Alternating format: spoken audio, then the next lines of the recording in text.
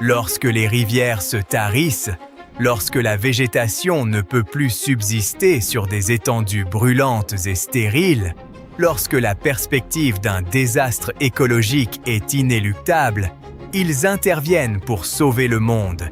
Ils, ce sont les loups, les lapins et les castors. Vous vous apprêtez à découvrir des récits où des animaux ont sauvé des écosystèmes à travers le monde. Commençons par les lapins. Voici d'abord une mise en garde. Aucune source fiable ne confirme formellement la véracité de cette première histoire, bien qu'elle paraisse globalement crédible.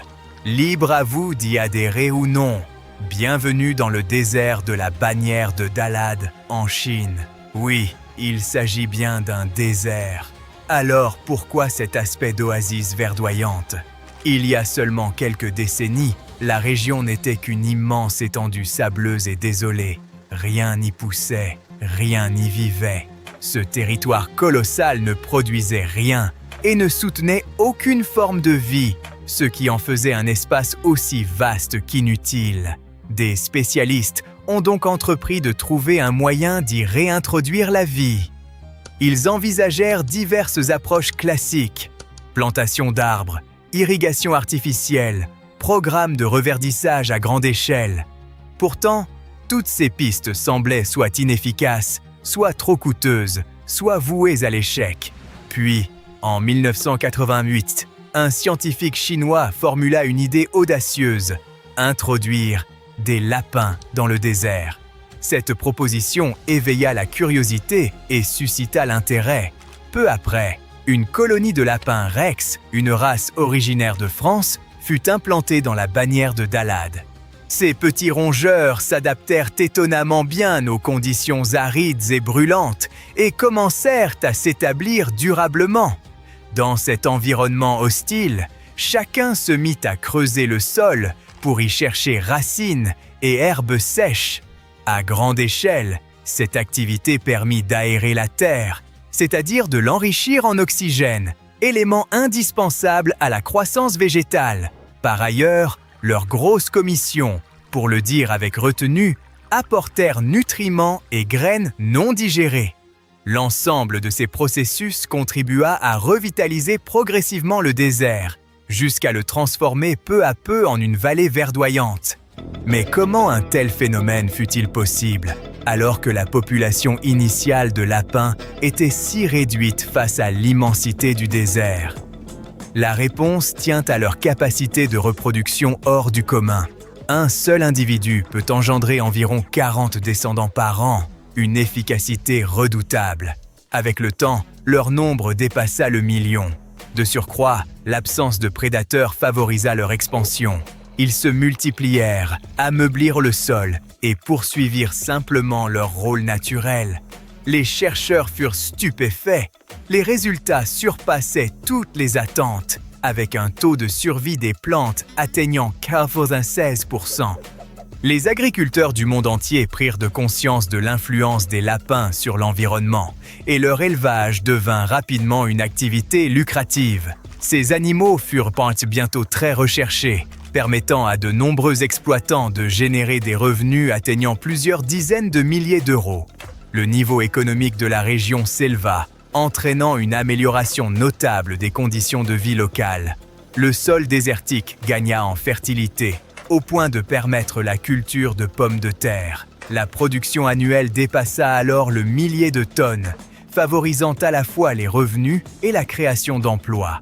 Ainsi, de simples lapins restaurèrent la terre, verdirent un désert et stimulèrent l'économie régionale. Il convient toutefois de considérer ce récit avec prudence. Aucune source fiable ne permet à ce jour de confirmer la réalité de cette initiative impliquant des lapins en 1988. En revanche, les deux exemples suivants reposent sur des faits établis. Le prochain animal à l'œuvre est le castor. Quittons la Chine pour les États-Unis, plus précisément l'Utah. Dans cette région, la hausse des températures a entraîné l'assèchement progressif des rivières, plaçant l'écosystème dans une situation critique. Ces cours d'eau y sont essentiels, car ils conditionnent la vie animale, l'agriculture le tourisme ainsi que l'accès à l'eau potable. Une grave sécheresse finit par tarir de nombreux cours d'eau. Les populations de poissons en furent affectées, entraînant à leur tour des difficultés pour les espèces qui en dépendaient. Le manque d'humidité augmenta également le risque d'incendie de forêt. Les problèmes s'enchaînèrent sans qu'aucune solution évidente ne s'impose.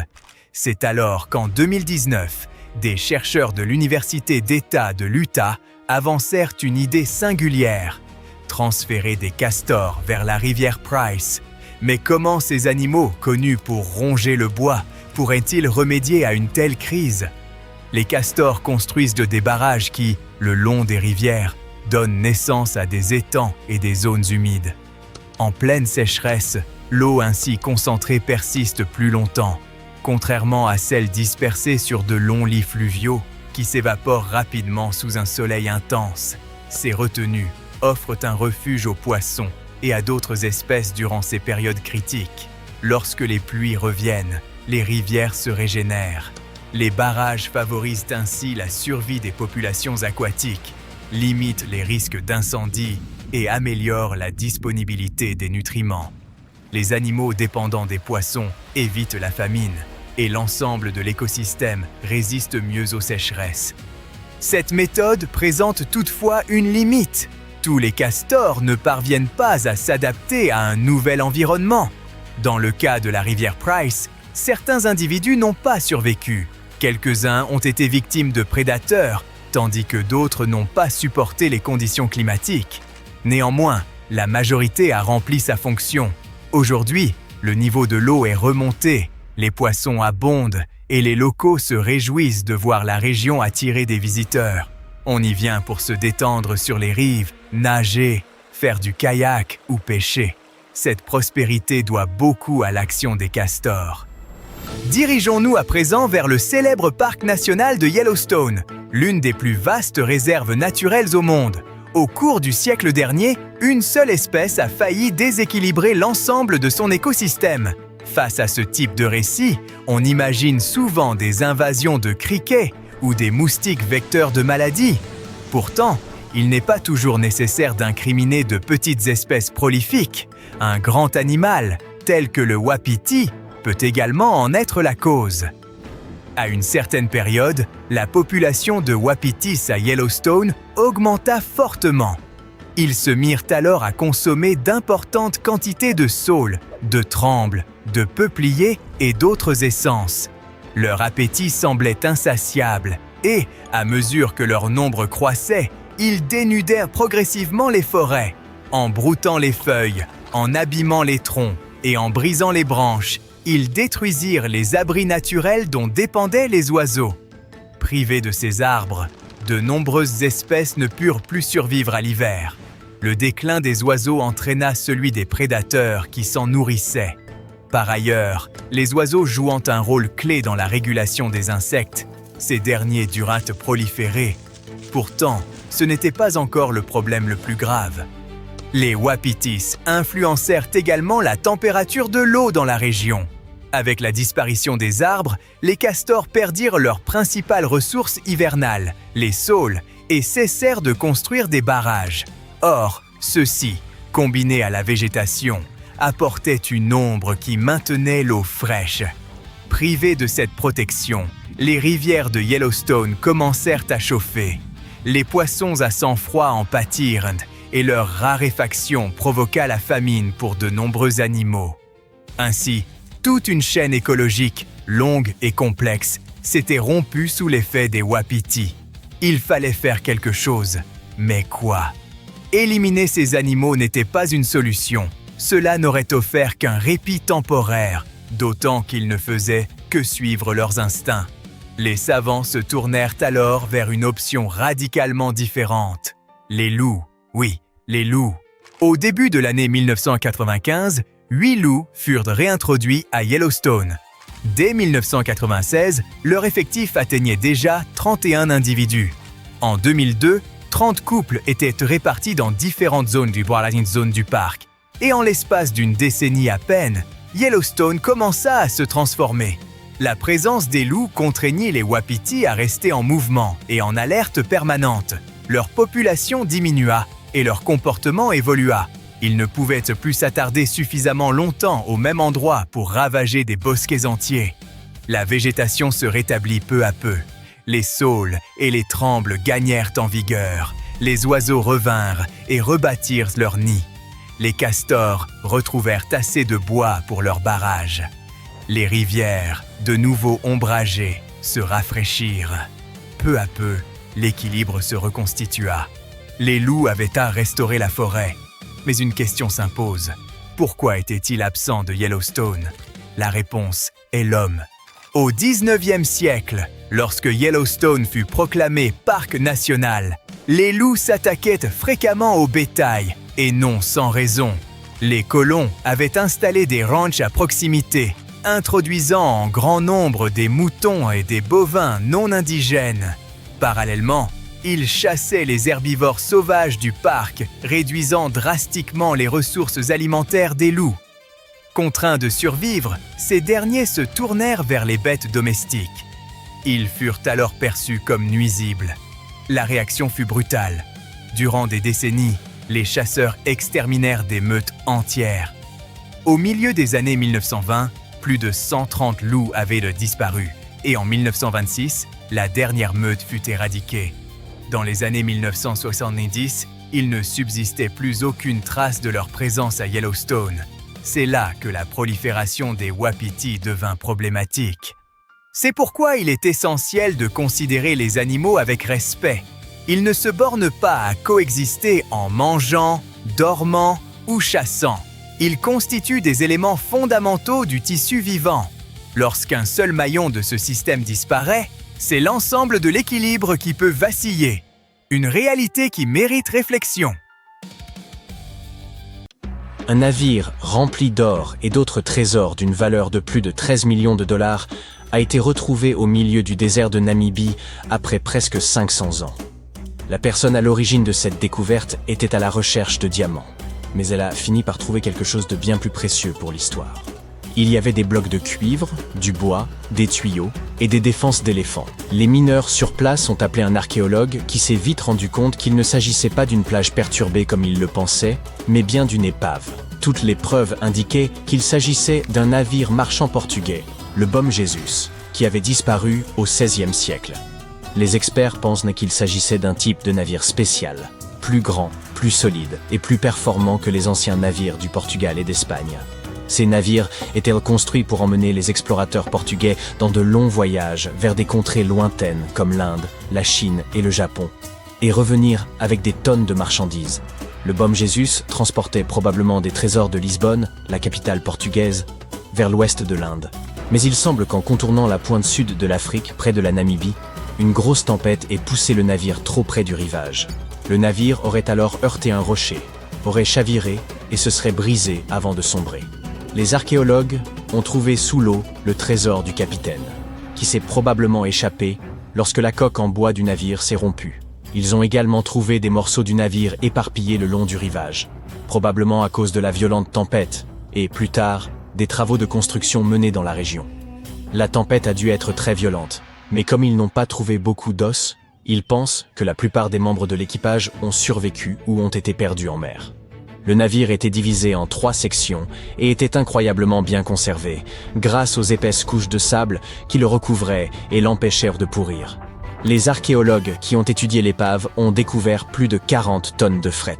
Il y avait des canons, des épées, des blocs de métal, du plomb et de l'étain, des tissus et des outils que les marins utilisaient pour se repérer avec les étoiles lorsqu'ils traversèrent l'océan. Mais la découverte la plus passionnante reste celle de 1845 lingots de cuivre, pesant au total 16 à 17 tonnes. Ces lingots de cuivre, des morceaux de métal pur, sont encore en très bon état car la coque du navire et les couches de sable les ont protégés de l'eau de mer. Les scientifiques ont même réussi à lire les marques qu'on avait gravées dessus et ont appris qu'ils avaient été fabriqués par une très riche société commerciale allemande. Il y avait également plus de 2000 pièces d'or et d'argent provenant de différents pays et 105 énormes défenses d'éléphants pesant environ 2 tonnes. Les défenses étaient probablement destinées à devenir des objets de luxe, tels que des bijoux ou des sculptures. Les archéologues ont prélevé des échantillons d'ADN sur les défenses et ont découvert qu'elles provenaient d'éléphants des forêts et des savanes d'Afrique de l'Ouest. Les chercheurs ont eu de la chance, car le navire se trouvait dans une zone d'extraction de diamants à accès restreint. Aucun pilleur n'avait pu mettre la main sur les trésors avant eux. Le Bom Jesus reste l'épave la plus ancienne et la plus précieuse jamais découverte au large de la côte ouest de l'Afrique subsaharienne. Une autre épave récemment découverte par hasard était enfouie sous une dune de sable de 3 mètres de haut près de la mer Caspienne. Certains l'appellent le plus grand lac du monde. Et son niveau d'eau monte et descend au fil du temps en raison des changements climatiques. Ces changements peuvent déplacer le sable et mettre au jour, le long de la côte, des objets tels que cette épave et d'autres trésors. C'est en raison de la lente disparition de la dune que le navire a commencé à apparaître. Avant de la déterrer, les scientifiques craignaient que les vagues n'endommagent que l'épave. Pour la protéger, ils ont érigé un mur avec plusieurs milliers de sacs de sable, formant une digue. Lorsque le navire a enfin été désenfoui, ils ont découvert qu'il s'agissait d'un vaisseau marchand à 3 mâts de 28 mètres de long, avec une double coque solide. Des échantillons de bois ont permis de déterminer que le navire avait été construit entre le XVIIIe et le XIXe siècle à partir d'arbres tels que le pin sylvestre, l'épicéa et le mélèze provenant de la région de la Volga ou du Caucase. Ils ont même trouvé du sarrasin et des plantes de la même région, qui étaient probablement échangées ou utilisées pour nourrir les marins. Cela prouve que le navire faisait partie d'un groupe de navires marchands qui naviguaient autrefois sur la mer Caspienne. Un jour, un pêcheur amateur qui avait plongé à 6 mètres sous la mer au large des côtes de la Turquie a remarqué d'énormes restes métalliques. Il avait une caméra sous-marine, il a donc filmé sa découverte et l'a apportée à des scientifiques. Ils ont immédiatement ouvert une enquête et ont appris qu'il devait s'agir d'une épave des premières décennies du XXe siècle. Il s'agirait d'un navire de l'Empire ottoman qui avait pour mission de livrer des marchandises, mais qui avait disparu sans laisser de traces. Les scientifiques ont obtenu la permission d'étudier cette épave de la mer Noire en détail afin d'en apprendre davantage sur ses mystères. Ils espèrent trouver ses papiers d'identité, ce qui leur permettra d'obtenir quelques réponses, car le navire lui-même est en très mauvais état et difficile à manipuler. Des robots sous-marins appartenant à une compagnie pétrolière et gazière ont repéré des centaines d'anciennes amphores intactes sur le fond marin de la Méditerranée orientale. Les experts pensent que ces amphores ont 3300 ans. Il s'agirait donc de la plus ancienne épave de navire découverte en haute mer. Les amphores étaient probablement utilisées pour stocker de l'huile ou d'autres produits agricoles, tels que des fruits. Cela prouve que les personnes qui les avaient fabriquées s'occupaient également de commerce maritime et possédèrent des compétences incroyables en matière de navigation. Cela nous indique aussi que les marins de l'Antiquité étaient capables de traverser la Méditerranée sans avoir à se repérer d'après les côtes. Tout ce qu'ils pouvaient voir, c'était l'horizon, et ils devaient donc utiliser le soleil et les étoiles pour s'orienter. Au large des côtes siciliennes, sous 6 mètres de sable et de roches, des archéologues ont découvert une épave si ancienne qu'ils ne sont même pas sûrs des matériaux utilisés pour la construire. Ils pensent que le navire date du VIe ou VIe siècle avant notre ère, ce qui signifie qu'il aurait plus de 2500 ans. Ce navire ancien n'était pas seul. Les chercheurs ont également trouvé 2 ancres en fer en forme de T inversées datant du 7e siècle de notre ère environ, ainsi que 4 ancres en pierre datant de la préhistoire à proximité. L'une des ancres en pierre était cassée, et il se peut qu'elle ait été fixée au fond marin à l'aide de morceaux de bois. Ils ont découvert que le navire lui-même avait été construit selon la technique de la coque. Les planches de bois du navire étaient ainsi étroitement assemblées qu'elles pouvaient à elles seules soutenir le navire, avec des poutres supplémentaires ajoutées juste pour le rendre plus robuste. Malheureusement, la coque en bois du navire est aujourd'hui très fragile, car de minuscules créatures marines l'ont endommagée au fil des siècles. Les scientifiques sont très prudents lorsqu'ils l'étudient, et veillent à ce qu'elle ne se désagrège pas. Cette découverte est très importante, car le navire a été construit à une époque où la Sicile était un endroit très stratégique pour le commerce régional. À cette époque, les Grecs et les Puniques tentaient de prendre le contrôle des mers, bien avant que Rome ne devienne la puissance dominante de la Méditerranée. En étudiant ce navire, les scientifiques espèrent en apprendre davantage sur la façon dont les gens voyageaient et faisaient du commerce à cette époque lointaine. Une autre épave, cette fois au large des côtes du Kenya, pourrait provenir du dernier voyage de Vasco de Gama. Cet explorateur portugais fut le premier Européen à atteindre l'Inde par la mer en contournant le cap de Bonne-Espérance. Des pêcheurs locaux ont découvert l'épave en question en 2013. lorsqu'un archéologue sous-marin est venu l'examiner, il a trouvé quelques trésors, des défenses d'éléphants et de précieux lingots de cuivre. Si cette découverte a vraiment un rapport avec Vasco de Gama, elle doit dater du XVIe siècle. 1524 fut l'année de son troisième et dernier voyage en Inde. De Gama dirigeait une immense flotte de 20 navires, dont l'un était le São Jorge. La majeure partie du vaisseau est cachée sous des couches de corail, et toute une équipe de scientifiques creuse soigneusement des tranchées pour retrouver des parties de la charpente et de la coque du navire. Que fait un bateau au beau milieu du désert? On s'attendrait plutôt à retrouver un navire près des côtes. Cette question a préoccupé les archéologues pendant des décennies.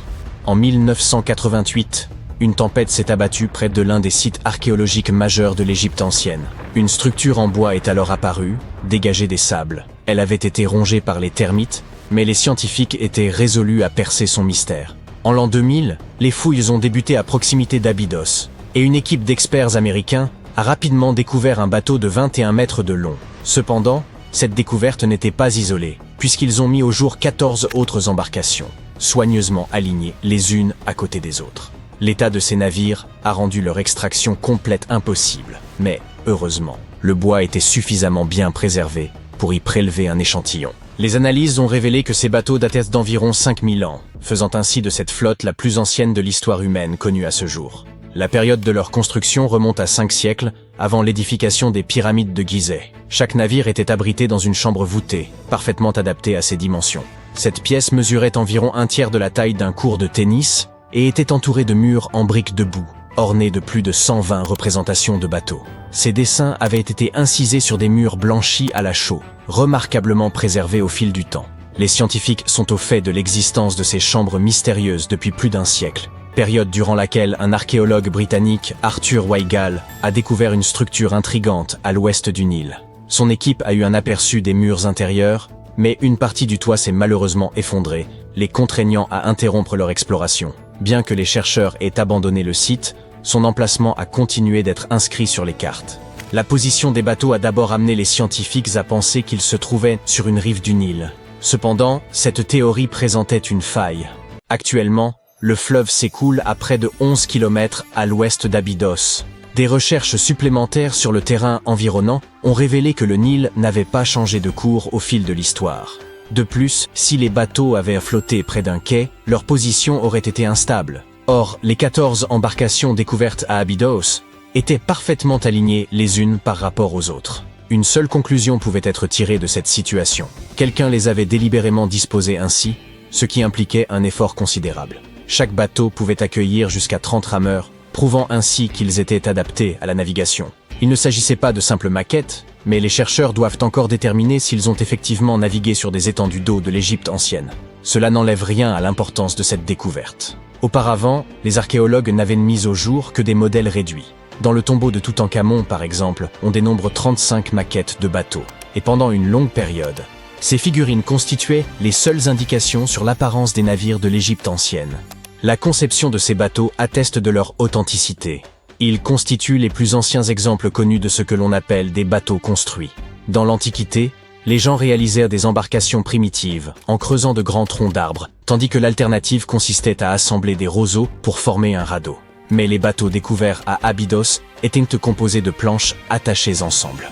Cette découverte a marqué une avancée significative dans le domaine de la construction navale. À leur époque, ces bateaux devaient être impressionnants, car le bois représentait une ressource précieuse. Dans le désert, il n'y avait pas de bois, et le cèdre devait être importé du Liban. Seul le pharaon pouvait se permettre un tel luxe. L'étude de la zone entourant l'ancienne flotte a également apporté des éclaircissements supplémentaires. Les scientifiques ont découvert une structure en briques de boue dédiée au culte du pharaon, et sa date de construction approximative coïncide avec celle des bateaux en bois.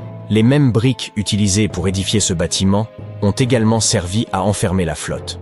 Lors de leur construction, les salles qui les abritaient étaient dotées d'un plafond, une section que les archéologues ont mise au jour au début du XXe siècle. Tout comme les momies dans leurs sarcophages, ces magnifiques navires reposaient à l'intérieur de voûtes splendides. L'extérieur de ces salles était tout aussi impressionnant.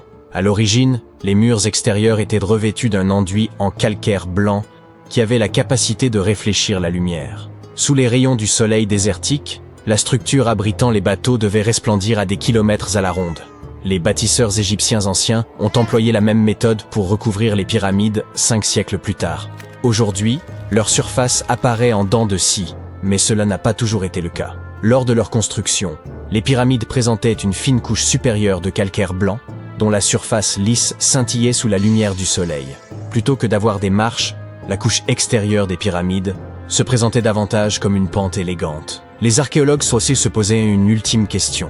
À quel pharaon appartenait cette flotte? La réponse se trouvait à moins de 2 km du site, à l'emplacement du tombeau d'un pharaon de la 5e dynastie, le roi Sésostris III. La période et le style de construction de ce dernier coïncidaient avec ceux des chambres contenant les bateaux. La fin de son règne pourrait expliquer comment ces embarcations ont fini en plein désert. Il est probable que le pharaon soit mort dans le nord de l'Égypte, puis que son corps ait été transporté le long du Nil jusqu'à Abydos, dans une majestueuse procession de bateaux décorés. Les vaisseaux furent ensuite descendus dans des chambres situées près du lieu de dernier repos de leurs propriétaires, ce qui revêtait une signification symbolique. Dans la croyance des anciens Égyptiens, les navires occupaient une place centrale. Leur divinité suprême, le dieu Ré, parcourait le ciel durant la journée sous la forme du soleil, tandis que la nuit, il naviguait à travers le monde souterrain dans une barque solaire. Le pharaon s'identifiait à Ré, ce qui expliquait son besoin d'embarcation dans l'au-delà. Elle représentait le seul moyen de se régénérer, tout comme le soleil se lève chaque jour à l'horizon. Cette croyance perdura pendant des millénaires.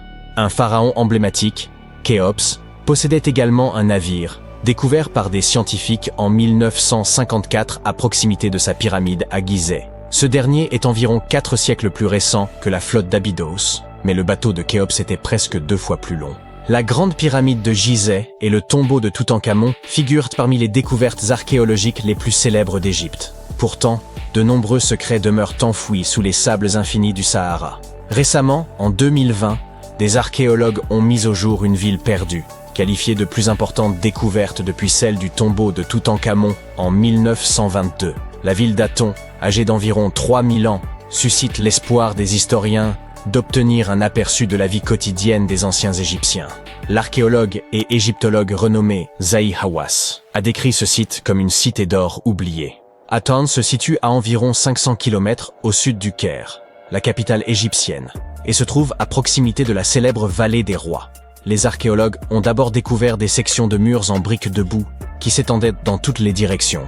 Puis, ils ont mis au jour des pièces complètes contenant des outils du quotidien.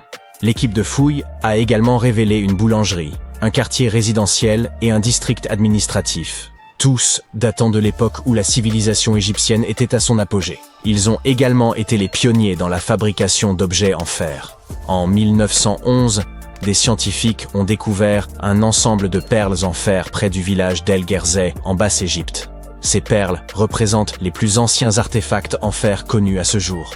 Cette découverte est proprement fascinante, car les anciens les ont créées en martelant un morceau de météorite. Ces 9 perles faisaient autrefois partie d'un collier élaboré. Aujourd'hui, elles sont corrodées et noircies, ce qui est parfaitement normal pour un bijou datant de plus de 5000 ans. Composées d'un alliage de fer et de nickel, ces perles témoignent du savoir-faire exceptionnel des anciens bijoutiers. Leur habileté est d'autant plus remarquable qu'ils ignoraient l'origine stellaire du matériau utilisé. La pyramide de Khéops présente également une caractéristique remarquable. Un groupe de recherche international a analysé la réponse électromagnétique de la structure aux ondes radio et a découvert que la pyramide était capable de concentrer l'énergie électromagnétique en son sein. Ce phénomène se produit tant à l'intérieur de ses chambres qu'en dessous de sa base. Elle abrite également une chambre souterraine inachevée. Il semble que cette réponse électromagnétique soit liée aux propriétés du calcaire, le principal matériau utilisé dans la construction de la Grande Pyramide. Les résultats de cette recherche pourraient avoir des applications pratiques, notamment en vue d'améliorer le fonctionnement des cellules solaires et des nanocapteurs. Les Grandes Pyramides. Elles figurent parmi les 7 merveilles du monde antique et sont les seules à exister encore aujourd'hui. Saviez-vous que les pyramides de Gizeh n'étaient pourtant pas uniques en leur genre, et qu'elles ne furent même pas les premières? Il y eut d'abord les moyennes pyramides, mais elles n'ont pas si bien marché. Bon, j'arrête de dire des sottises. Pour en revenir à notre histoire, dans l'Égypte ancienne, on croyait que les rois étaient choisis par les dieux pour servir sur terre en tant que médiateurs. Dans l'au-delà, ils étaient censés devenir eux-mêmes des dieux. Le complexe pyramidal fut donc construit pour que le roi dispose de tout ce dont il pourrait avoir besoin dans l'au-delà. Il y avait la pyramide, un palais et des temples. Le tombeau du roi, dans la pyramide, était rempli de tout le nécessaire, des meubles, de la nourriture et des objets d'or. En fait, la première pyramide a été construite 80 ans avant la première pyramide de Gizeh. Au total, il y en avait une centaine. Certaines ne furent pas achevées, car la construction prenait du temps, et tous les pharaons ne vivaient pas assez longtemps pour voir la fin des travaux. Parlons maintenant de la construction elle-même. La plus grande des pyramides de Gizeh est aussi haute qu'un immeuble de 40 étages. Comment diable ont-ils réussi à construire une structure aussi massive il y a 5000 ans, bien avant l'apparition des machines et autres équipements? Nous allons voir ça. Le pharaon Khéops est monté sur le trône vers 2575 avant notre ère, et son architecte a commencé la construction de la plus ancienne et de la plus grande des pyramides de Gizeh. Il a calculé qu'il faudrait utiliser plus de 2 millions de blocs de calcaire pour construire la pyramide, chacun pesant environ 2,5 tonnes, soit à peu près le poids d'un rhinocéros. L'architecte voulait terminer la construction en 20 ans. Pour y parvenir, une pierre devait être transportée et placée toutes les 4 minutes, 24 heures sur 24, 7 jours sur 7 et 365 jours par an, sauf les années bissextiles. Il est donc évident qu'il fallut beaucoup d'ouvriers pour réaliser ce projet. Beaucoup pensent que ce sont des esclaves qui ont travaillé sur le chantier de la pyramide, mais ce n'est pas vrai. Des ouvriers sont venus de toute l'Égypte pour contribuer au chantier, soit environ 25 000 personnes. Les Égyptiens effectuaient toutes sortes de travaux, du travail manuel à la fabrication d'outils en passant par le travail administratif. Ils travaillaient tous environ 10 heures par jour, étaient logés et bien nourris, et menaient globalement une vie plus confortable que celle qu'un Égyptien moyen pouvait s'offrir à l'époque. On suppose qu'ils vivaient dans une ville provisoire située non loin et qu'ils formaient une communauté organisée dirigée par un chef puissant. Les pyramides semblent avoir été conçues pour s'aligner sur les points cardinaux et leurs côtés symbolisent les rayons du soleil. Mais à l'époque, il n'y avait pas de boussole. Les anciens Égyptiens calculaient eux-mêmes les directions, et ce avec une précision étonnante. Pour aligner les pyramides, ils utilisèrent 2 constellations. Le chantier était situé sur la rive ouest du Nil.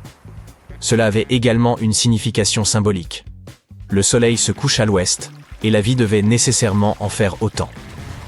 La deuxième pyramide de Gizeh fut construite pour le fils de Khéops, le pharaon Khéphren. Elle est un peu plus petite, mais c'est elle qui abrite la célèbre statue du Sphinx sans nez.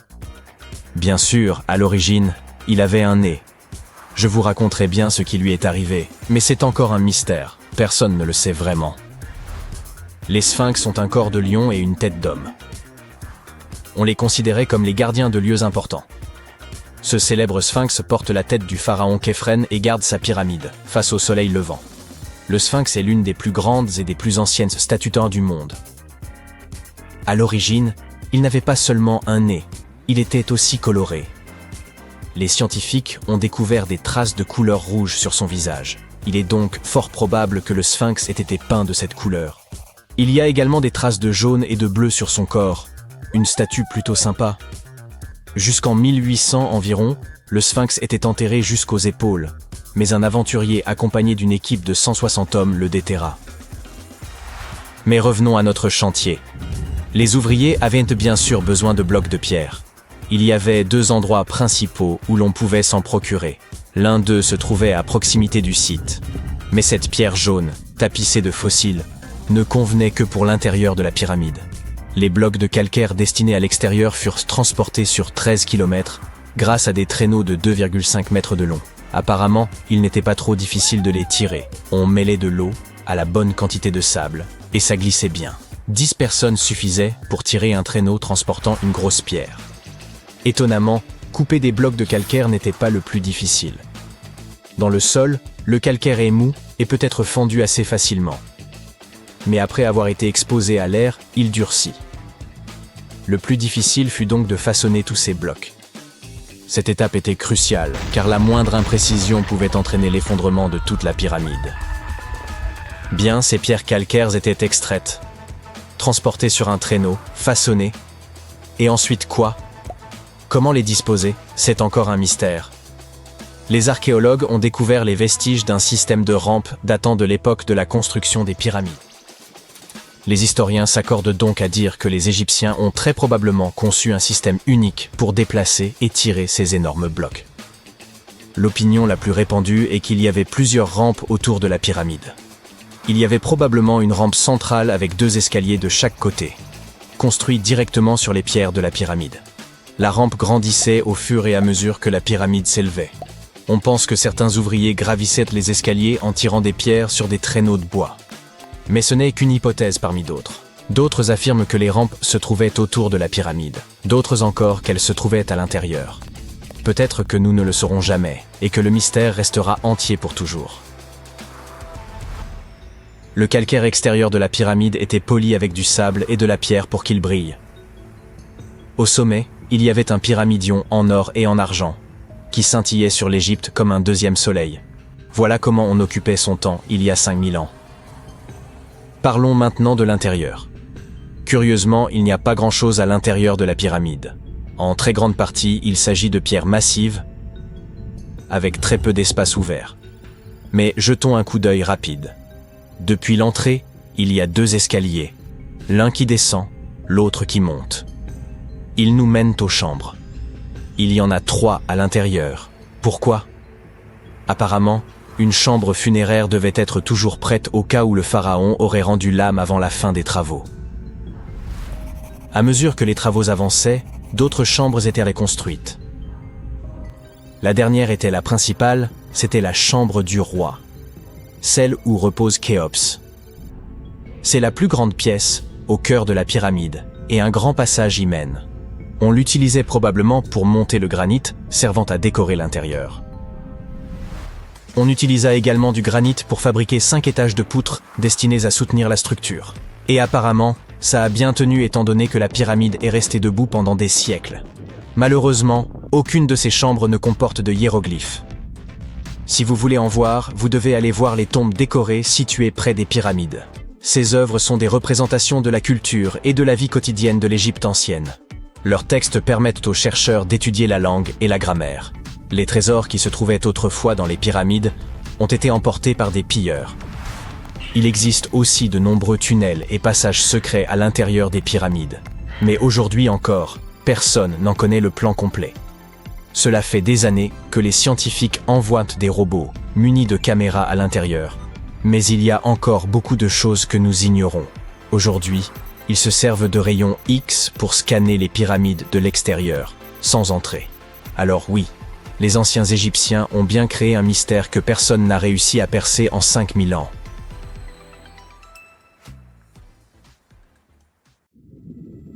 Un archéologue portugais vient de mettre au jour plusieurs épaves chargées d'or, parmi lesquelles figure un galion espagnol transportant 22 tonnes d'or et d'argent. À lui seul, cet imposant trésor est aujourd'hui estimé à environ 2 milliards de dollars. L'archéologue Alexandre Monteiro a fait cette découverte presque par hasard. Alors qu'il consultait des archives, il est tombé sur des informations évoquant un navire disparu en 1615. Intrigué, il a décidé de partir à sa recherche. Après de longues années de travail, Alexandre n'a pas seulement retrouvé ce navire précis. Il a en réalité recensé 8620 épaves rien que dans les eaux portugaises. Parmi elles, 250 transportèrent de l'or. Une découverte qui ferait pâlir d'envie Jack Sparrow en personne. Si la plupart de ces navires ont sombré pour des raisons triviales, comme des tempêtes, certains ont péri lors de batailles, parfois spectaculaires. Ils acheminaient vers l'Europe des cargaisons d'or et d'autres richesses en provenance du Nouveau Monde, attisant toutes les convoitises. Depuis 3 décennies, Alexandre Monteiro étudie les épaves historiques et a ainsi identifié plusieurs naufrages survenus dans des circonstances remarquables. En 1816, par exemple, un navire appartenant à l'un des hommes les plus riches du Portugal a sombré au large de l'Australie avec pas moins de 6 000 pièces d'argent. Il s'agit du premier navire portugais à avoir fait naufrage dans ces eaux lointaines. Malheureusement, ces vestiges engloutis, riches en trésors et en récits fascinants, sont loin d'être facilement accessibles. Ils reposent à des profondeurs abyssales et sont ensevelis sous le sable. Tenter de se les accaparer relèverait du pillage patrimonial, et nul ne voudrait porter une telle responsabilité, n'est-ce pas? Il va de soi que le Portugal n'était pas le seul pays à sillonner les mers à cette époque. Les côtes européennes regorgent d'épaves renfermant des cargaisons d'or. On estime d'ailleurs qu'environ 1 million de navires historiques reposent actuellement sous les eaux. Et la valeur de ces trésors perdus pourrait avoisiner les 60 milliards de dollars. Cette somme est vertigineuse, mais détrompez-vous, ces épaves regorgeant d'or ne justifient pas les risques encourus. L'histoire maritime regorge d'exemples où la découverte d'un trésor s'est soldée par des procès interminables, voire de lourdes peines de prison. L'un de ces récits remonte à 1746, lorsqu'une violente tempête fit sombrer le prince de Conti au large d'une île bretonne. Ce navire transportait du thé, des céramiques et 100 lingots d'or. Les propriétaires tentèrent évidemment de récupérer leur précieuse cargaison, mais si l'opération s'annonce complexe aujourd'hui, imaginez les difficultés au XVIIIe siècle. Il fallut plus de 2 siècles pour localiser l'épave. Ce n'est qu'en 1975 qu'un groupe de Français la mit au jour, s'emparant aussitôt de tout ce qui avait la moindre valeur. Or, il y a une bonne raison pour laquelle le jeu n'en vaut pas la chandelle. En France, toute découverte à potentiel historique doit être signalée aux autorités dans un délai de 48 heures. Ne pas respecter cette obligation revient purement et simplement à commettre un crime. Certes, les découvreurs déclarèrent bien leurs trouvailles, mais seuls les canons rouillés du navire. Quant aux lingots d'or, ils les écoulèrent sur le marché et évidemment chaque barre valant entre 1 000, 2 000, 5 000 et 2 000, 3 000 euros. Il fallut près d'un demi-siècle aux autorités françaises pour remettre la main sur une partie de l'or dérobé, sans parvenir à le récupérer dans son intégralité. Une fraction du trésor fut acquise par un couple âgé vivant en Floride, ce qui leur valut des poursuites pour blanchiment d'argent, crime organisé et trafic de biens culturels. D'autres lingots se retrouvèrent, quant à eux, dans la collection du British Museum. Revenons à présent aux années 1850, époque où le vapeur SS Central America effectuait la liaison entre le Panama et la Californie. Ce fut l'apogée de la ruée vers l'or, une période où 3 000 personnes affluèrent en Californie dans l'espoir d'y faire fortune. Le trajet étant loin d'être une sinécure, les voyageurs n'avaient d'autre choix que de transporter leur or à bord de grands navires. C'est ainsi que le SS Central America entra en scène. En 1857, il embarquait 578 passagers, ainsi qu'une cargaison d'environ 10 tonnes d'or. Très peu survécurent au naufrage, et entre 100 et 150 millions de dollars en or sombrèrent avec lui. C'est précisément cette fortune engloutie qui poussa, en 1988, un groupe d'investisseurs de Columbus à financer des recherches pour localiser l'épave. L'opération fut dirigée par un certain Tommy Thompson, un homme obsédé par l'idée de retrouver ce trésor perdu. Il lui fallut des années pour déterminer l'emplacement exact du SS Central America, d'autant plus que le navire gisait à 2300 mètres de profondeur dans l'Atlantique, rendant toute récupération extrêmement complexe et nécessitant des technologies de pointe. Ce projet fut financé par 117 investisseurs, qui, bien entendu, ne le faisaient pas par pure philanthropie. Ils avaient injecté 12,5 millions de dollars dans cette entreprise, avec l'espoir d'en tirer au moins 10 fois plus. Mais comme tout ne se passe pas toujours comme prévu, dès que l'or fut remonté à la surface, l'équipe de recherche fut attaquée en justice par 39 compagnies d'assurance. À l'époque où le SS Central America naviguait encore, ces compagnies avaient couvert la cargaison, et malgré le siècle écoulé, elles exigèrent d'être indemnisées lorsque le trésor fut récupéré. Elles avancèrent qu'il ne leur appartenait pas de récupérer la cargaison, ce qui ne signifiait pas pour autant qu'elles avaient fait une croix dessus. Cet argument ne pesa guère, et 92% de l'or fut finalement attribué à l'équipe de recherche. Mais l'histoire prit une tournure plus rocambolesque, lorsque Tommy Thompson escroqua ses investisseurs avant de disparaître avec 4,16 millions de dollars et 500 pièces d'or, dont il refusa obstinément de révéler la cachette.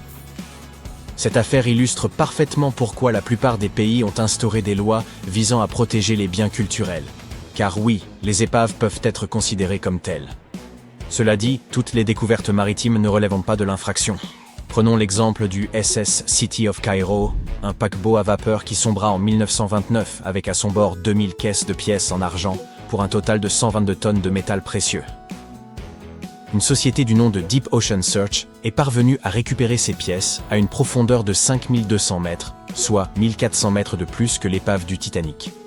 34 millions de livres sterling ont été reversés au Trésor britannique, tandis que Deep Ocean Search a également obtenu sa part du butin. La bonne nouvelle, c'est que certaines de ces pièces sont légalement accessibles aux collectionneurs. Acquérir un tel trésor est sans doute la manière la plus simple d'approcher une découverte archéologique sous-marine. Je sais, je viens de réduire vos rêves de piraterie à néant. Mais même si piller des épaves remplies d'or constitue un crime dans la plupart des pays, ou simplement une entreprise hors de portée financière pour le commun des mortels, il reste encore un espoir. On estime qu'environ 707 000 milliards de dollars en or reposent au fond des mers, sans propriétaire attitré. C'est une véritable mine d'or sous-marine. Sauf que l'or se trouve dissous dans l'eau. Vous savez à quel point l'eau de mer est salée ? Eh bien, c'est parce qu'elle est chargée de minéraux, dont l'or. Hélas, cela signifie que vous tomberez jamais sur une pépite en vous promenant sur la plage. Chaque litre d'eau de mer contient environ 13 milliardièmes de grammes d'or, une quantité infinitésimale, rendant son extraction complexe. Mais cela n'a pas empêché certains d'essayer, et bien sûr, une arnaque a vu le jour. Dans les années 1890, un homme prétendit avoir mis au point un dispositif capable d'extraire l'or de l'eau de mer. Une fois les fonds levés, il s'éclipsa discrètement avec la caisse. Si vous êtes vraiment déterminé à trouver de l'or, pourquoi ne pas aller chercher directement dans le noyau terrestre, qui contiendrait environ 1,6 milliard de tonnes d'or, soit 16 fois plus que tout ce que l'humanité a extrait depuis ses débuts? Aucun risque de supercherie ici, puisque personne n'a encore eu l'audace de tenter l'expédition. Avec toutes ces épaves remplies d'or que les archéologues exhument aux quatre coins du globe, qui sait? Peut-être pourrons-nous un jour faire nos propres découvertes? Ou économiser suffisamment pour nous offrir quelques piécettes en argent? Il y a un navire qui dérive quelque part dans l'océan sans équipage. La dernière fois que quelqu'un l'a vu, c'était il y a plus de 50 ans. Son histoire rappelle celle du Hollandais volant, un navire condamné à naviguer éternellement et à apporter le désastre à quiconque le voit en mer. Du moins, selon la légende. Contrairement au Hollandais volant, le SS Beijimo était définitivement réel et construit pour une entreprise allemande à Hambourg et a commencé comme un navire de fret ordinaire. Il échangeait des fournitures entre Hambourg et la Suède dans la mer Baltique à partir de 1914. Il possédait un moteur à vapeur puissant et une coque en acier. Quelques années plus tard, il devint propriété britannique. Puis, dans les années 20, une entreprise canadienne l'a acheté pour environ 18 000 $, une somme énorme à l'époque. Le nouveau propriétaire, la compagnie de la baie d'Hudson, utilisait activement le navire pendant plusieurs années. Il l'envoyait souvent en voyage depuis son port d'attache en Écosse vers la Sibérie, l'Alaska, le Yukon et les territoires du Nord-Ouest. Il traversait également le canal de Panama et même le canal de Suez, avec à bord des pots de fourrure destinés à la vente. Parfois, il transportait également des passagers. Il avait réalisé 9 voyages réussis avant que cette série de chances ne prenne fin. À partir des années 30, le SS Beijimo rencontrerait des problèmes de glace et de tempête. Lorsqu'il s'est retrouvé pris dans la glace pour la première fois en octobre 1931, une partie de l'équipage a réussi à s'échapper vers l'Alaska. 15 des 22 marins ont décidé de rester avec leur navire et d'essayer de le sauver. Ils avaient à bord des fourrures et autres cargaisons précieuses, d'une valeur d'environ 58 000 $. La compagnie leur a envoyé des fournitures pour survivre à l'hiver. Ils ont établi un camp près du navire à l'aide de trappes, de bâches et d'autres matériaux, et ont déchargé la cargaison. Fin novembre, un blizzard a balayé la région, et il semblait qu'il avait emporté le navire avec lui. La plateforme de glace avait survécu, mais le navire s'était détaché. Certains membres de l'équipage étaient sûrs qu'il avait coulé. Mais peu après, ils ont reçu des nouvelles d'un local qui avait repéré leur navire à environ 72 km de leur camp. L'équipage a continué sa vie, et le navire a commencé son périple en tant que bateau fugitif. Les gens apercevaient le SS Beijimo environ une fois par an, et ce jusqu'en 1969. Il était principalement repéré au large des côtes de l'Alaska. Un homme se rendant à Nome avec son traîneau à chiens, des prospecteurs, des explorateurs et des chasseurs de trésors prétendaient tous avoir vu le SS Beijimo. Quelqu'un a tenté de monter à bord et de l'emmener au port, mais s'est retrouvé bloqué dessus pendant des jours en raison d'un temps épouvantable. D'autres ont eu plus de chance et ont réussi à prendre un canot de sauvetage, certains meubles et d'autres objets de valeur du navire. Ceux qui se sont approchés du navire ont vu qu'il était endommagé et qu'il manquait l'hélice. Pourtant, il est resté à flot sans équipage pendant au moins 38 ans et est devenu le navire fantôme le plus longtemps en mer de l'histoire. En 2006, les autorités de l'Alaska ont lancé un projet pour résoudre le mystère de ce navire fantôme de l'Arctique et enfin trouver le SS Baichimo, que ce soit encore à la surface ou sous l'eau. Jusqu'à présent, le projet n'a pas réussi. Le SS Baichimo reste l'un des 4000 navires estimés à avoir disparu au large des côtes de l'Alaska. Si la légende du XVIIe siècle ne ment pas, ce navire fantôme pourrait naviguer quelque part le long du Flying Dutchman. Il appartenait à la Compagnie néerlandaise des Indes orientales. Son capitaine a réussi l'impossible pour l'époque et a navigué de la Hollande à l'Indonésie en seulement 3 mois. On disait qu'il volait sur la mer et certaines mauvaises langues expliquaient qu'il avait fait un pacte avec les forces du mal pour y parvenir.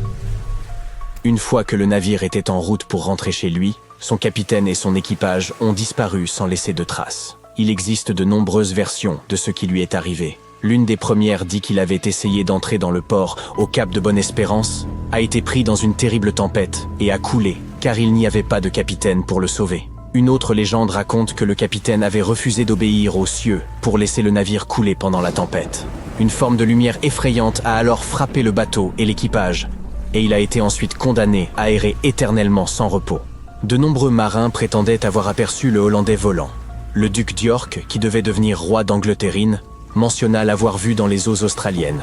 Juste après avoir repéré le navire, l'homme qui l'avait vu en premier tomba du haut du mât et ne survécut pas. Il y eut d'autres rencontres avec ce navire légendaire jusqu'au milieu du XXe siècle. Les navires faisaient presque collision avec lui alors que le Hollandais volant surgissait de nulle part. Les scientifiques ont une explication plus logique pour ce mystère. La Fata Morgana. À ne pas confondre avec Hakuna Matata. Lorsque vous êtes en mer par une chaude journée et que l'air semble onduler, cela ressemble à ce que l'on voit sur la route lors d'une journée d'été brûlante. Cela est dû à ce que l'on appelle la réfraction atmosphérique. Lorsque la lumière traverse différentes couches d'air ayant différentes températures et densités, elle se courbe et se tord. Parfois, sous certaines conditions, cette courbure de la lumière peut créer des illusions optiques vraiment étranges au-dessus de l'océan, comme des apparitions du Hollandais volant. Le phénomène de Fata Morgana peut faire apparaître des objets distants de manière déformée, étirée, ou même soulevée au-dessus de l'horizon. Ainsi, vous pouvez voir un navire au loin, mais en raison de la manière dont la lumière se courbe, il semblera qu'il flotte au-dessus de l'eau ou même qu'il disparaisse et réapparaisse. Une Fata Morgana est le plus souvent observée dans les régions polaires, particulièrement au-dessus de grandes étendues de glace qui présentent une température uniformément basse. Cependant, vous pouvez la voir n'importe où, même dans les déserts et au-dessus des lacs lors des journées chaudes. Les premières histoires concernant les navires fantômes remontent à la mythologie grecque et romaine ancienne. L'un des navires fantômes les plus célèbres de l'histoire est le Mary Celeste. Cette brigantine voyageait de New York à Gênes et était entièrement chargée de provisions, mais elle était dépourvue d'équipage lorsqu'elle a été découverte dans l'océan Atlantique en 1872. Les effets personnels de l'équipage étaient également présents, parfaitement intacts. La dernière inscription dans son journal de bord avait été faite 10 jours plus tôt. Nous ne savons toujours pas ce qui est arrivé à son équipage, et le navire a inspiré de nombreuses histoires effrayantes et légendes. Le Lady Lovibond était une autre goélette légendaire qui est censée avoir fait naufrage au large des côtes du Kent au milieu du XVIIIe siècle. L'histoire raconte que le capitaine du navire, Simon Reed, venait de se marier et avait emmené sa jeune épouse à bord pour une croisière de célébration, malgré la superstition selon laquelle cela pourrait porter malheur. Ils étaient en route pour le Portugal lorsque le second, qui était également amoureux de la nouvelle épouse du capitaine, rendu fou par la jalousie, attaqua un autre membre de l'équipage, puis prit le contrôle du gouvernail et dirigea directement le navire vers les redoutables banques de Goodwin. Personne à bord n'a survécu, et on dit que la goélette réapparaît comme un navire fantôme tous les 50 ans. À l'époque actuelle, de nombreux navires sont abandonnés et deviennent intentionnellement des vaisseaux fantômes. Il y en a des milliers qui flottent dans les rivières, lacs, canaux et eaux côtières des États-Unis. Certaines personnes perdent leur bateau lors de tempêtes et autres conditions météorologiques extrêmes. D'autres doivent abandonner leur bateau car leur entretien peut coûter jusqu'à 10% du prix du bateau. De plus, l'amarrage d'un navire peut coûter plusieurs milliers de dollars chaque année. De nombreux bateaux sont fabriqués en fibre de verre, donc leur propriétaire ne peut pas simplement les recycler comme des métaux usagés.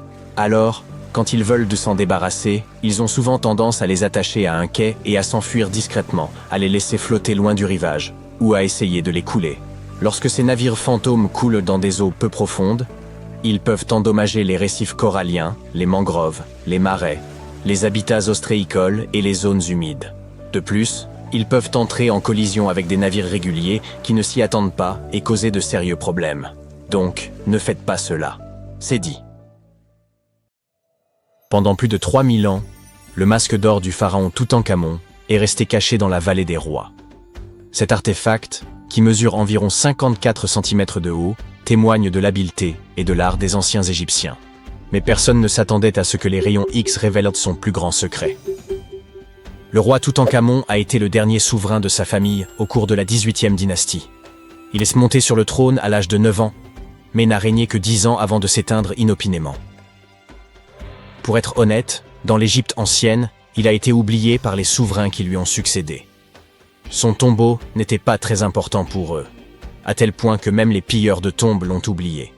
Cela peut sembler un peu triste, mais en réalité, c'est une excellente nouvelle pour nous. Comme son tombeau était pratiquement oublié, il a fini par être parfaitement préservé. Alors que les autres tombes de la vallée des rois ont été pillées, la sienne est restée scellée et intacte. Ainsi, lorsqu'elle a été découverte en 1922, elle contenait plus de 5000 objets précieux. Cela a fait de Toutankhamon une célébrité instantanée et l'un des pharaons les plus connus de notre époque. Parmi ces trésors se trouvait la pièce la plus étonnante, son masque d'or.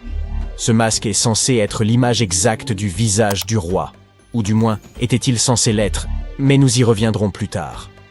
Le but de cette représentation exacte de son visage était de s'assurer que son âme le reconnaîtrait dans l'au-delà et reviendrait dans son corps momifié.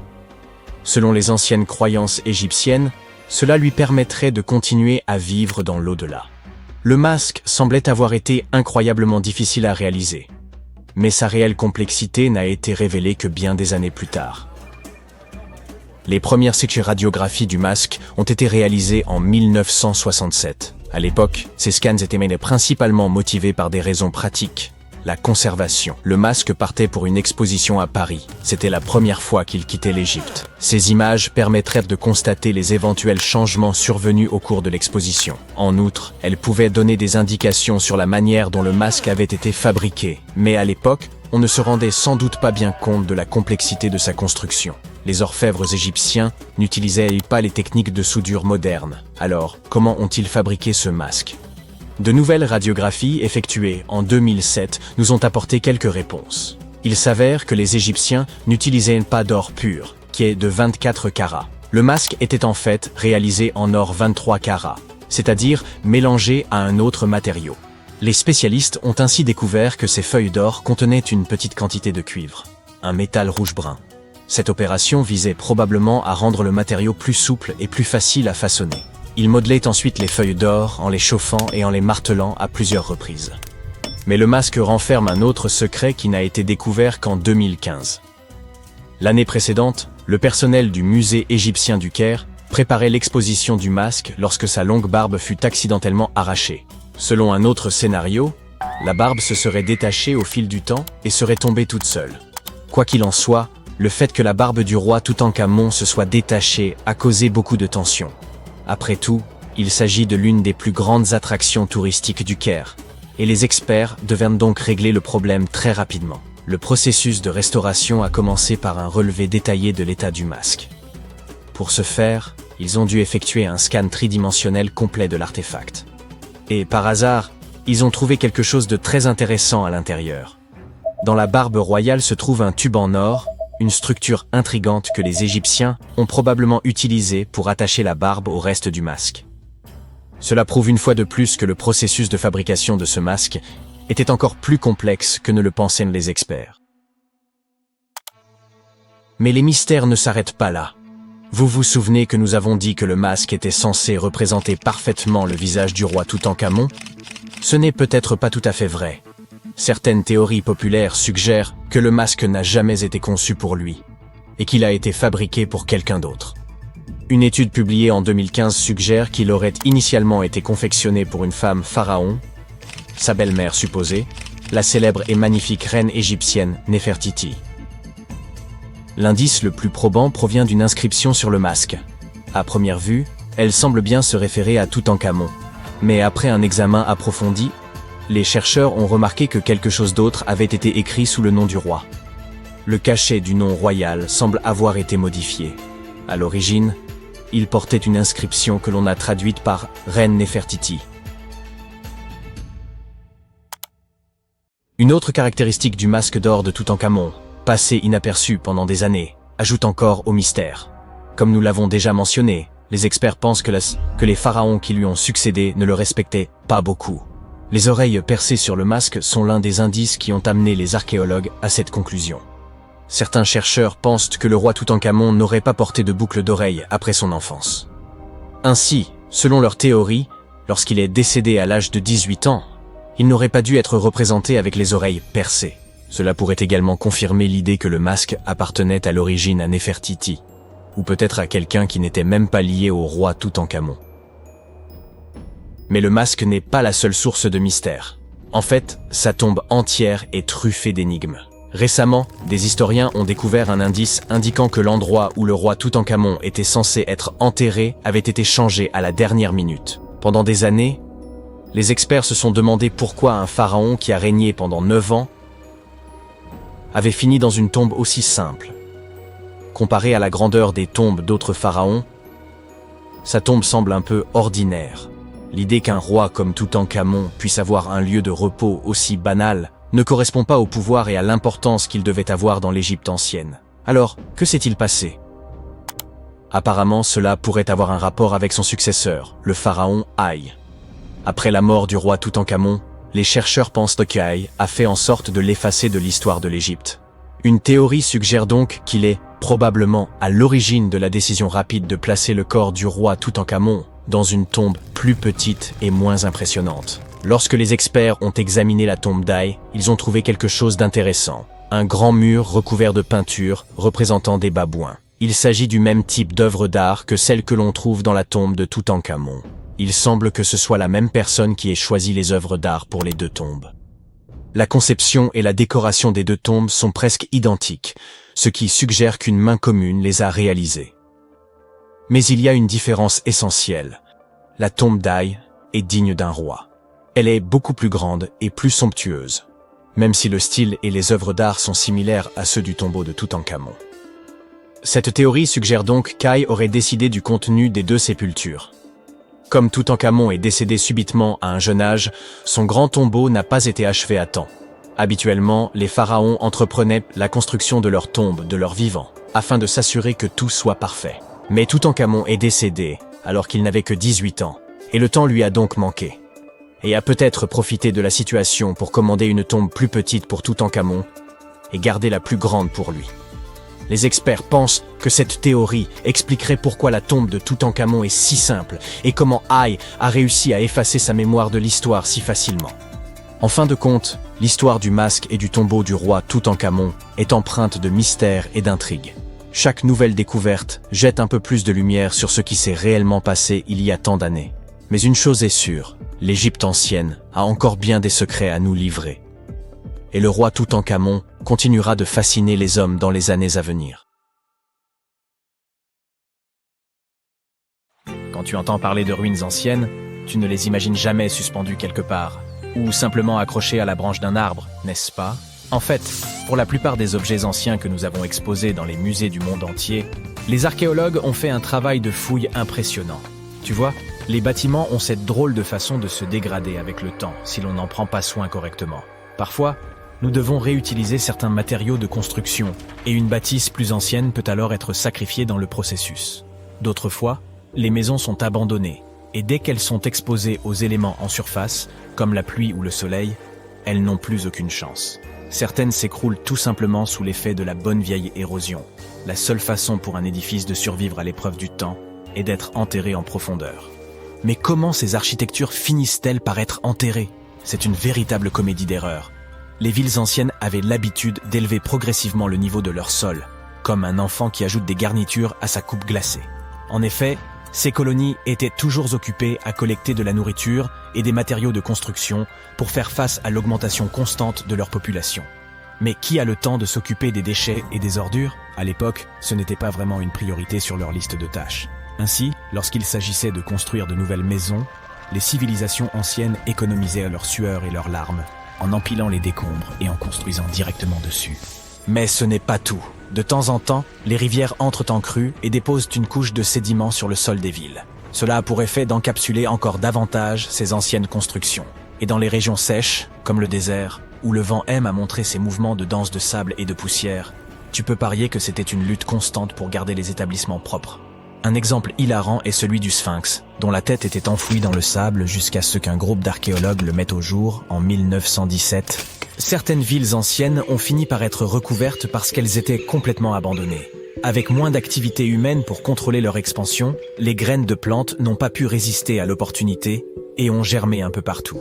Elles ont absorbé le dioxyde de carbone de l'air et se sont développées, ajoutant de plus en plus de volume au sol. Scieuses racines effrontées ont même décidé de stabiliser le sol constitué de matière végétale en décomposition, créant ainsi plusieurs couches de terre. C'est comme si Mère Nature s'était lancée dans un ultime projet de bricolage, avec les plantes comme fidèles auxiliaires. Fouiller dans les secrets des civilisations anciennes, ce n'est pas seulement déterrer un monde perdu, c'est aussi une quête épique pour révéler les trésors cachés sous les couches de l'histoire. Mais comment les archéologues savent-ils d'abord où creuser? Si tout est recouvert de multiples couches de sédiments, de débris et de racines de plantes, ils doivent avoir une sorte de système auquel ils se fient avant de se lancer dans un nouveau projet, n'est-ce pas? Tout d'abord, ce ne sont pas toujours eux qui suggèrent des fouilles archéologiques à tel ou tel endroit. Je m'explique. Supposons que tu sois un entrepreneur et que tu souhaites construire un nouveau complexe d'appartements luxueux dans ta ville. Cependant, certaines législations locales imposent des exigences avant que ton projet ne puisse démarrer. Par exemple, avant de commencer à construire sur un terrain, il peut être nécessaire de faire appel à des spécialistes pour vérifier le sol. Ces personnes intelligentes peuvent être des archéologues, des géologues ou des paléontologues, et elles doivent garder un œil sur le processus en phase de développement. En cas de découverte d'artefacts ou d'écofacts, termes savants pour désigner des vestiges organiques, ces experts interviennent pour les fouiller et les étudier. Mais qu'en est-il des sites qui n'ont rien à voir avec les bulldozers et les chapeaux jaunes? Les archéologues ont plus d'un tour dans leur sac lorsqu'il s'agit de localiser les points chauds de l'Antiquité. Ils plongent dans les archives historiques et font un travail de détective.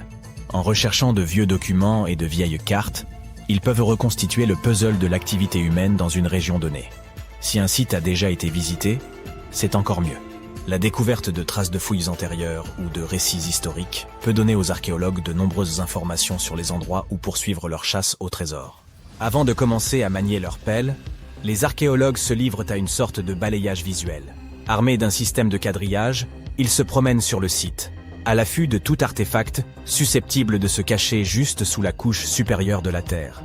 Qu'il s'agisse d'outils en pierre taillée, de verres historiques ou même d'anciennes décharges, oui, elles ont aussi de la valeur. Ces explorateurs à l'œil vif peuvent repérer des signes d'activité humaine plus rapidement que la plupart des gens. S'ils tombent sur un hamac coquillé, terme savant pour désigner un dépôt d'ordures, ils savent avec certitude que l'homme a jadis habité cet endroit. Les archéologues ne se contentent pas de leur fidèle pelle. Ils disposent d'un arsenal de gadgets pour les aider dans leur recherche de merveilles cachées. Les outils géophysiques sont en quelque sorte leurs armes secrètes. Prenons l'exemple du résistivimètre. Cet appareil astucieux mesure la composante électrique du sol et tout élément ou artefact enfoui. Un mur enterré, par exemple, produira une résistivité différente de celle du sol environnant.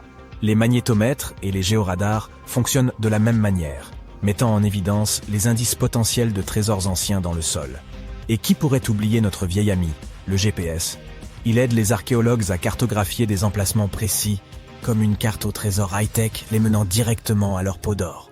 Tu souhaites visiter virtuellement certains des sites archéologiques les plus importants du monde? Suis-moi. Au Royaume-Uni, par exemple, tu trouveras cet endroit intéressant appelé Stonehenge. C'est l'un des nombreux Henges répartis dans le pays, mais celui-ci est vraiment exceptionnel. Imagine cela. Des pierres anciennes et massives se dressent fièrement, disposées sous forme d'un anneau à l'extérieur et d'un fer à cheval à l'intérieur, avec quelques pierres plus petites pour faire bonne mesure. Et devine quoi? Ces pierres étonnantes existent depuis plus de 5000 ans.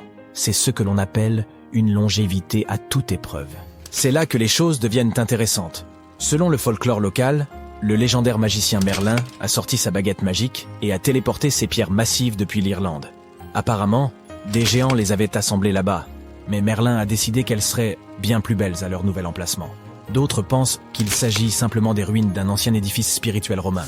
Ces structures étonnantes ont été construites par nos ancêtres de l'âge du bronze. Avec leurs outils simples et leur technologie limitée, ils ont réussi à créer ce chef-d'œuvre monumental. Impressionnant, non ? Malheureusement, nous ignorons encore beaucoup de choses sur cette région.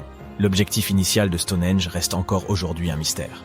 Certes, il existe de nombreuses théories, mais les scientifiques ne sont pas encore parvenus à se mettre d'accord sur le sujet. On sait cependant qu'il est parfaitement aligné pour accueillir le lever du soleil lors des solstices d'été et d'hiver. L'ancienne ville de Pompéi est un site archéologique tout aussi étonnant. Imagine un peu, le Vésuve, un fauteur de troubles notoires, a décidé de piquer une crise volcanique et a complètement recouvert cette ancienne ville romaine.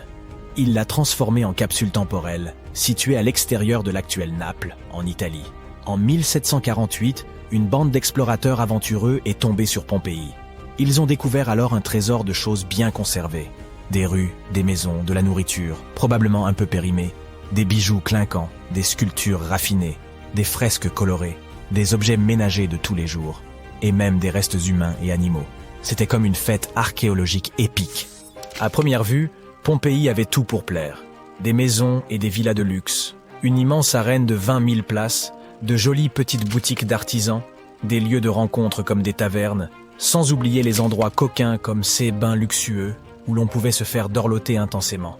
Il y a aussi le sanctuaire d'Apollon, où les gens se réunissaient pour leur culte quotidien. Et bien sûr, le cœur animé de la ville, le forum de Pompéi, où tous les gens branchés avaient l'habitude de se retrouver. Et devine quoi ? Pompéi est tellement cool qu'elle a été inscrite sur la liste du patrimoine mondial de l'UNESCO en 1977. C'est en quelque sorte le panthéon de l'histoire.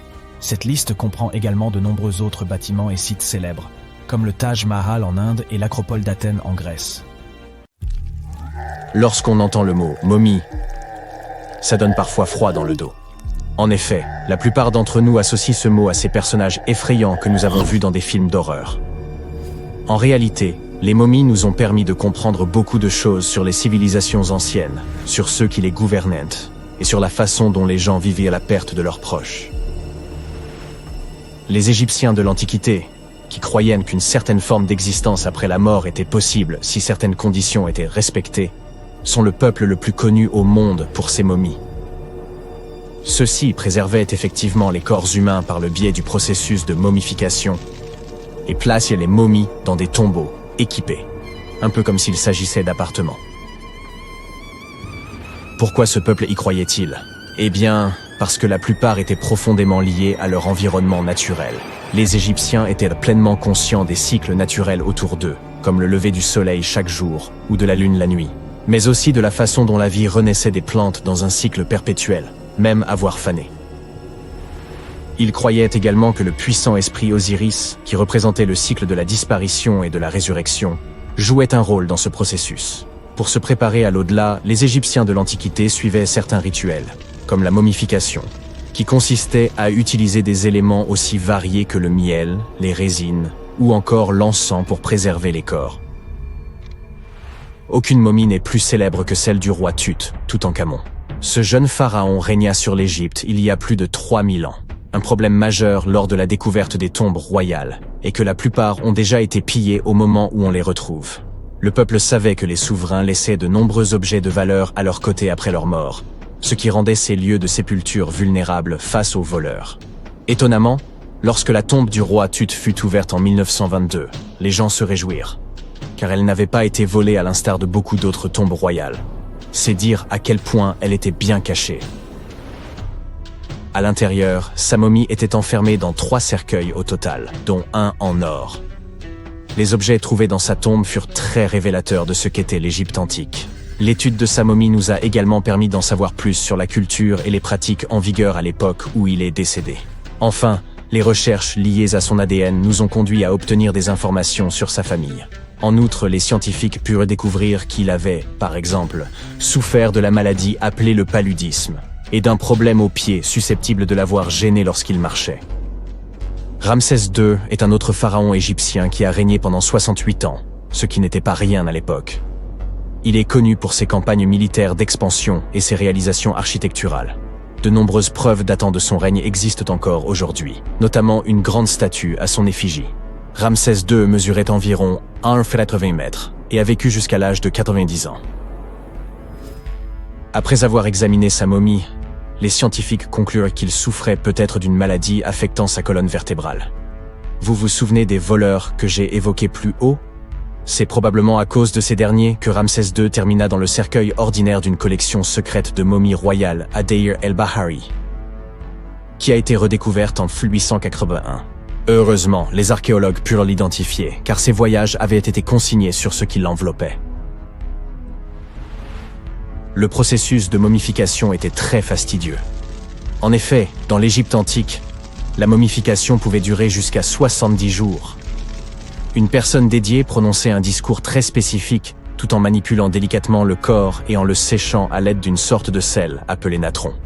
On utilisait également du lin et de la résine pour que le corps paraisse plus vivant et pour l'envelopper dans un tissu. La tombe était tout aussi importante que la momification pour les Égyptiens de l'Antiquité. Les parois de la tombe du roi Tut, par exemple, étaient ornées d'œuvres d'art complexes représentant son voyage dans l'au-delà, depuis sa procession funéraire jusqu'à son passage aux enfers. Les Égyptiens antiques pensaient que tout le monde faisait ce voyage après sa mort et remplissaient donc les tombes d'objets et de peintures pour aider les défunts au cours de leur voyage spirituel.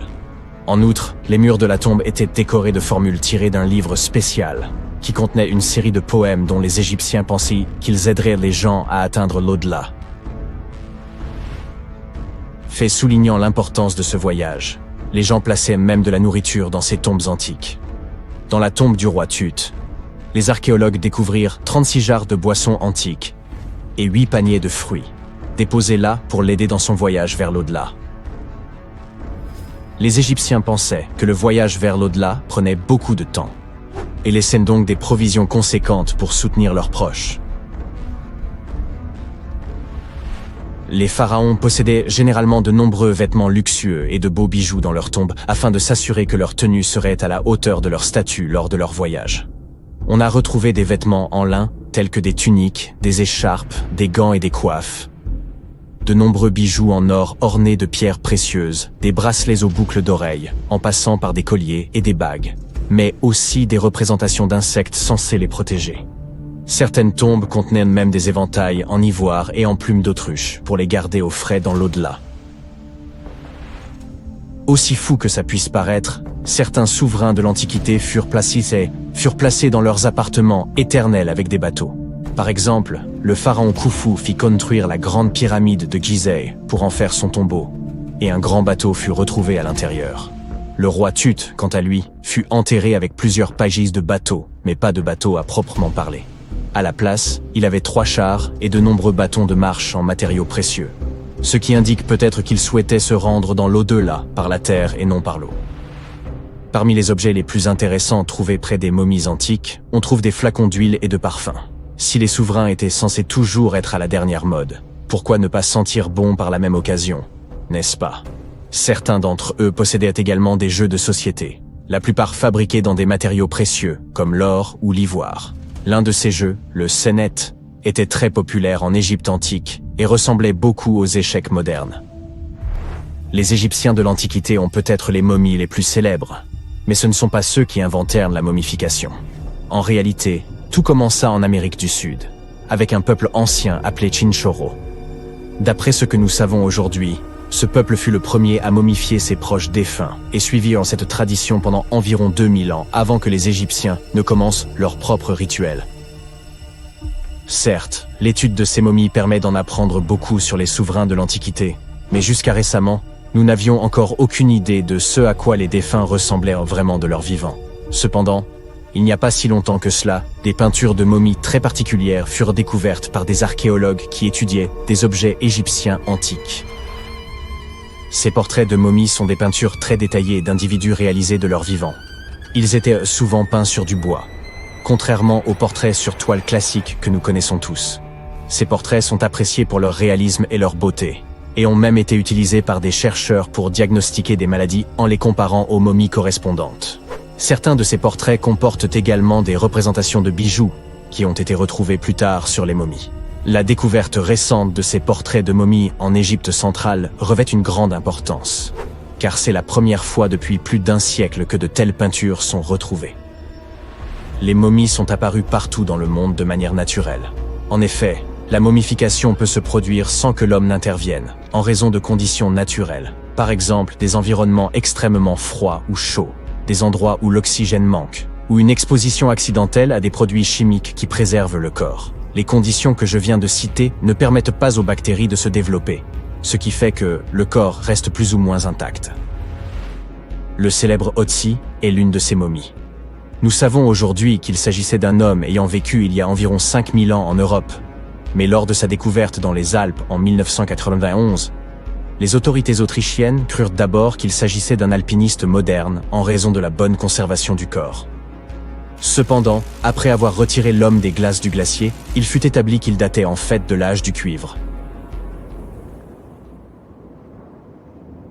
Contrairement à de nombreux autres sites funéraires de l'Égypte ancienne, la tombe du roi Toutankhamon est restée cachée, à l'abri des voleurs, pendant près de 3000 ans. L'une des raisons était que cette tombe était plus petite que la moyenne, et qu'elle était dissimulée dans le site de la vallée des rois. Cette région était déjà abondamment explorée au moment où l'on est tombé par hasard sur l'emplacement de la tombe du pharaon. L'entrée était complètement ensevelie sous les débris provenant de la construction d'une tombe voisine, ce qui a dû également aider à préserver son secret. Il n'y avait pas non plus la moindre inscription à l'extérieur de la tombe. Le passage du temps aura également joué un rôle dans son remarquable état de préservation jusque dans les années 20, lorsqu'un dénommé Howard Carter y est finalement parvenu. Mais Carter était-il un héros pour autant? Des découvertes récentes suggèrent qu'il aurait pu être moins honnête qu'on a pu le penser.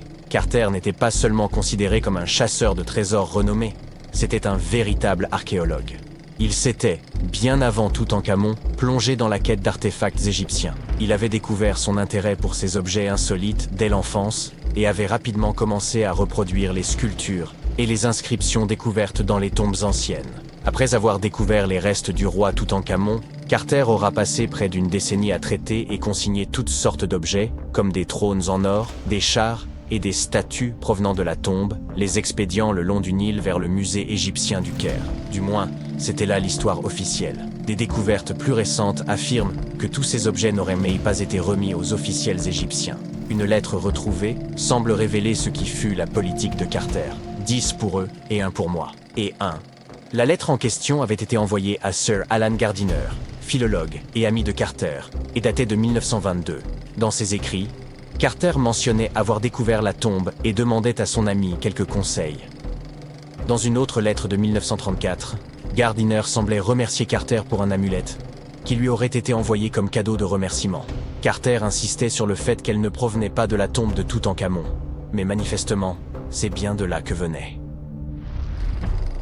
Le directeur britannique du musée égyptien était lui-même au courant des manigances de Carter, mais ne pouvait pas les prouver.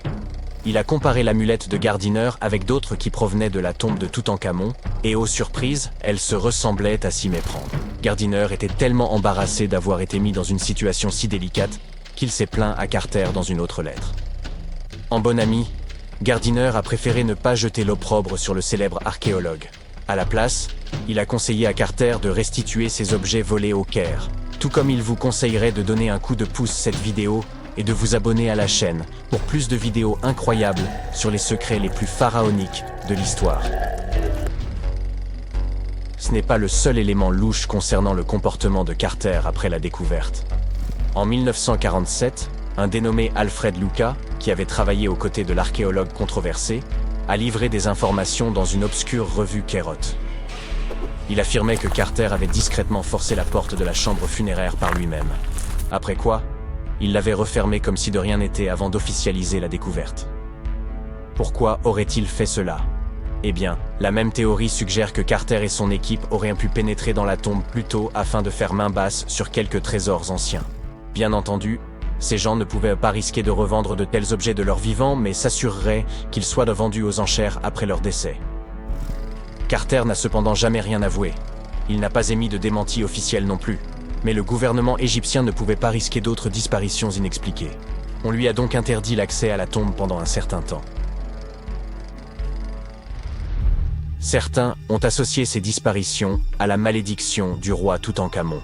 Si vous n'en avez jamais entendu parler, sachez que cette histoire effrayante a passionné les foules peu après la découverte de la sépulture du pharaon.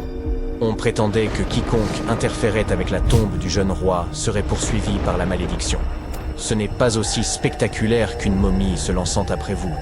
Mais il se murmure que tous ceux qui ont perturbé la demeure de Toutankhamon ont rencontré des fins aussi mystérieuses que prématurées. Le décès le plus remarquable lié à cette prétendue malédiction est celui de George Herbert, le 5e comte de Carnarvon. C'est cet aristocrate britannique qui avait financé la quête de cette tombe, et il est décédé juste un an après l'ouverture du caveau. Aujourd'hui, les gens aiment y voir un grand mystère, mais il se trouve qu'Herbert était déjà en très mauvaise santé lorsqu'il est parvenu au Caire, et qu'il a fini par succomber à une maladie commune. Maintenant, parlons chiffres. Beaucoup de monde s'est trouvé lié à l'ouverture de ce tombeau. Des gardes de sécurité, des archéologues et quantité d'ouvriers. Et certes, quelques-uns d'entre eux sont morts peu après que le tombeau a commencé à recevoir des visiteurs. Mais aussi attrayante que soit cette malédiction dans notre récit, statistiquement, si vous avez un groupe de personnes impliquées dans l'ouverture d'une tombe, vous devriez vous attendre à quelques décès, simplement du fait du hasard. La durée de vie moyenne de tous ceux qui auraient été frappés par l'ancienne malédiction était de plus de 20 ans après que le sort se soit abattu sur eux. La fille d'Herbert a même vécu jusque dans les années 80, soit 50 ans plus tard. Et Howard Carter lui-même a vécu jusqu'en 1939, soit 16 ans après la grande découverte. Certains ont suggéré que toute cette malédiction n'était rien de plus qu'une stratégie de communication soigneusement élaborée. Lorsque la tombe de Toutankhamon a été découverte, Howard Carter était soucieux d'en tenir les journalistes à l'écart. Ainsi, il aurait pu inventer une malédiction pesant sur quiconque se serait approché de la sépulture du jeune roi. Mais qu'a-t-on bien pu dérober dans la tombe de Toutankhamon? Eh bien, pour commencer, quelques bijoux. Ils pourraient avoir été volés par Howard Carter lui-même, selon un spécialiste français, qui a mené une recherche approfondie en examinant de vieilles photos prises à l'intérieur de la tombe dans les années 20. Il a comparé ces images à celles de divers objets provenant de musées et de ventes aux enchères, et il s'est rapidement mis à retracer l'itinéraire de certains des bijoux de Toutankhamon. Tout d'abord, il y a ce collier, qui ornait autrefois la poitrine du pharaon. Il était brisé en plusieurs morceaux, et certaines parties ont été envoyées via Carter au musée Nelson Atkins du Missouri. Pendant ce temps, d'autres morceaux ont été réarrangés en collier par des gens qui ont tenté de le vendre aux enchères en 2015, mais sans succès. Le musée Nelson Atkins lui-même ne nie pas les faits, puisqu'il confirme l'information sur son propre site web. Et puis, il y a la fameuse coiffe de Toutankhamon. Quelques perles de celle-ci auraient également été volées par Carter. Elles ont ensuite été enfilées pour former un nouveau collier, qui est aujourd'hui conservé au musée d'art de Saint-Louis. Un autre collier élégant, fait de céramique émaillée, a passé un certain temps au Metropolitan de New York. Heureusement, il a été renvoyé en Égypte il y a un peu plus d'une décennie. Il semble qu'il ait été, comme on pourrait s'y attendre, également volé par Carter. Malgré les articles manquants, la tombe de Toutankhamon a tout de même révélé une multitude d'objets incroyables, qui nous ont permis d'en apprendre davantage sur cette culture ancienne. Commençons par le célèbre masque funéraire. Il s'agit d'un énorme ouvrage en or de 53 cm de diamètre, orné de pierres semi-précieuses et de pâte de verre. Il pèse 10 kg et représente le jeune pharaon avec une longue barbe postiche et une coiffe surmontée d'un cobra et d'un vautour. Au dos, un sortilège tiré du livre des morts était censé assurer son passage dans l'au-delà. Toutankhamon était apparemment aussi passionné de jeux de société, notamment de sonnettes. On en a retrouvé 4 dans sa tombe, dont certains en ivoire. Les archéologues ont également trouvé une paire de sandales en or, bien qu'on imagine qu'elles aient été davantage pour l'apparat que pour le confort. En fait, le pharaon ne les a probablement jamais portées de sa vie. En parlant d'articles de mode, il semble que Toutankhamon ait été un souverain plutôt coquet. On a même retrouvé un mannequin dans son tombeau qui était utilisé pour choisir, ajuster et ranger ses tenues et ses bijoux. Le jeune roi semble également avoir apprécié la musique, d'après les 2 trompettes que les historiens ont retrouvées dans son tombeau. Bien qu'on en ait joué en 1939 lors d'une émission proposée par la BBC, Les instruments sont aujourd'hui considérés comme trop fragiles pour être manipulés.